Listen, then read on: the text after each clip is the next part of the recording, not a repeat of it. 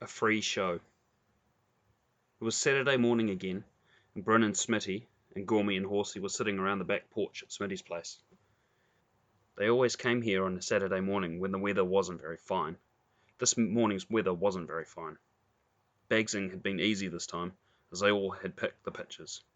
They nearly always picked the pictures on wet days. Gormy had come in and suggested they all go and see the new cowboy picture.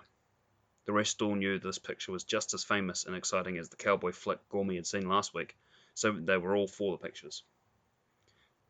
It was one thing for Bryn and Smitty to make a choice, and another thing for them to be allowed to go.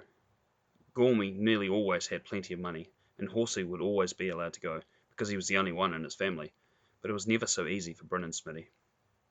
"You go and ask Dad if we can go," said Smitty to Bryn. "No, you go and ask him," said Bryn. "Dad always lets us go if you ask him." "I'm sick of asking him," said Bryn. "If you don't ask him," said Gormy, "then we'll put you out of the gang." Gormy was always the first to threaten Bryn with something like this, when Bryn wouldn't do what they wanted him to do. And usually Bryn would have to do it in the end, because he was younger than the others, and he didn't want to be put out of the gang. Bryn and Smitty's dad would sit in the big chair in the breakfast room on wet mornings and read. He was always reading, except when it was fine, when he would be in the garden. In the backyard he had a bank and rows of flowers. Down the side of the fence there were more flowers. It wasn't safe for the gang to play football or cricket on the little lawn, because if they broke any of the flowers or tore up the lawn, Bryn and Smitty's dad would be mad, and Bryn and Smitty wouldn't be allowed to go to the pictures for a couple of weeks. Even though it wasn't safe, they still played cricket and football there when he wasn't home, and after they'd finished they'd put handfuls of grass over the muddy skid marks on the lawn and tread them in with their feet. Then they thought the lawn looked just as though it hadn't been touched, but usually their dad still seemed to know that they'd been playing there. When the football broke a few flowers, they would try and plant them again, or pull them right out and throw them over the fence into Gormy's backyard. They always threw their rubbish, such as apple cores and plum stones, over the fence into the O'Gormans' backyard, because anything that was thrown there would soon be lost in the long grass. Sometimes Bryn or Smitty would hit Mrs. O'Gorman's washing, which was hanging out in the line, with an apple core. They would push and push each other and fight to be the first to escape inside.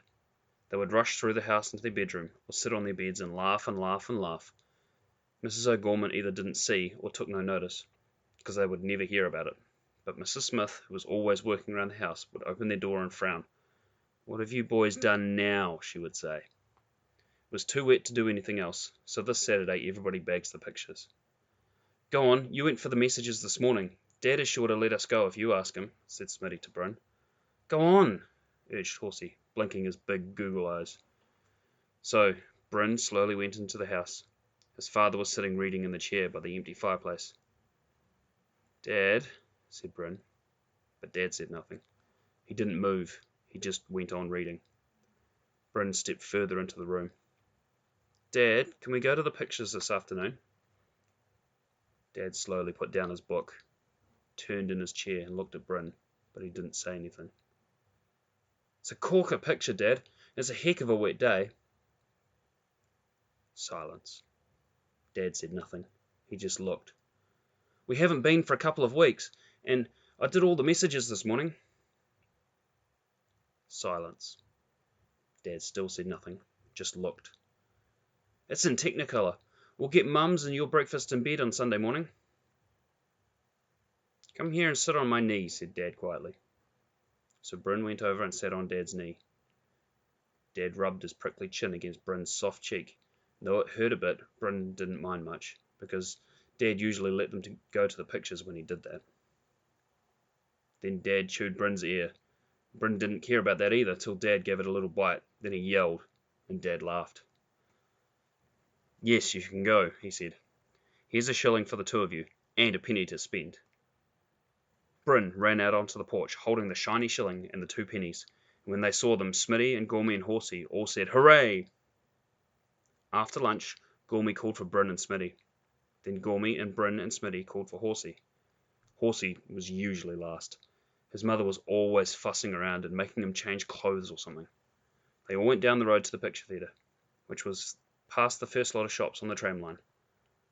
As they went, Gormy said he had 4pence to spend. Then he whispered something to Smitty, and Smitty said, "Okay." They whispered it to Horsey, who said, "Yeah, I've only got 6pence. What are you going to do? Asked Bryn. But Smitty and Gormy wouldn't tell him. When they arrived at the pictures, it was about 10 to 2. Gormy said to Bryn, "Come on, we'll go in." "What about Smitty and Horsey?" asked Bryn.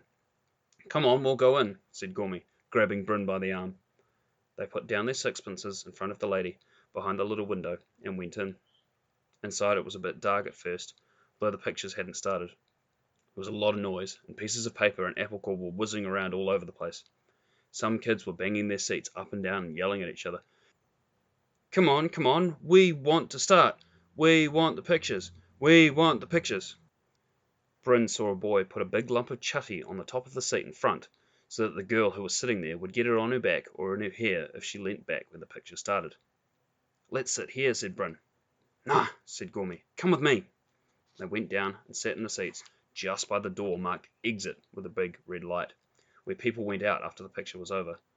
When Gormy saw that the usher with the torch wasn't looking, he opened the exit door. Smitty and Horsey slipped in and sat down quietly. Next time the usher wasn't looking, they all moved over to the centre seats and sat down as if they had been there the whole time. "How much have we got?" asked Smitty. "Here's your sixpence, Horsey's sixpence, my fourpence, and Bryn's 2 pennies," said Gormy. "That makes 1 and sixpence," said Horsey. "Couldn't have done much with just sixpence to spend between 4, could we?" laughed Gormy. "Nah, sir, sure couldn't," replied Horsey. "Triple your money," laughed Smitty, and they all laughed together. Bryn looked ahead into the half-dark and wondered whether they'd still get caught. He felt scared. Then the pictures started. First up, everybody stood up for "God Save the King," and while they were standing, Gormy quietly turned up the seat of the boy in front of him. When everybody sat down again, the boy in front went bang right onto the floor. He was pretty wild at this, and turning around seeing Horsey laughing, he thought Horsey had done it. He stooped down out of sight for a moment or two, then suddenly swung round and slapped a sticky paper onto the side of Horsey's face. But Horsey didn't let him get away with it, because as soon as the fella had sat down again, Horsey grabbed him by the hair and pulled his head back over the seat, while Gormy rubbed the same lolly paper all over his eyes. Sit down! Sit down!" some people yelled out at the back. Just then, somebody rolled a lemonade bottle down onto the seats, and it made such a row that they forgot about the fellow in front, and he forgot about them. Then a cartoon came on screen, and everybody cheered, and they all sat back to enjoy it. At half-time, Bryn went out and bought 4 3-penny Eskimo pies, and Horsey bought sixpence worth of paper lollies. Bryn and Smitty and Horsey and Gormy sat all through the cowboy picture eating Eskimo pies and chewing sticky toffees, which made their teeth cling together. Now and again they would all cheer as a cowboy shot another redskin, and Smitty would whistle when one of the fellows kissed a girl. Every now and then one of the gang would throw a lolly paper down at the rows in front, where the last paper had hit them seemed to come from. After the pictures, they all galloped home. Bryn thought that he was the chief cowboy, and the others were redskins. Smitty thought that he was the chief cowboy, and the others were redskins. Gormy thought that he was the chief cowboy, and the others were redskins. When they arrived at the street, the 4 chief cowboys left together. Gormy went to his place, Bryn and Smitty to their place, and Horsey went to his place. They all shut their gates, climbed over them, and went inside, feeling very hungry because they had only had 1 Eskimo pie each, about 6 stickies, and had run all the way home.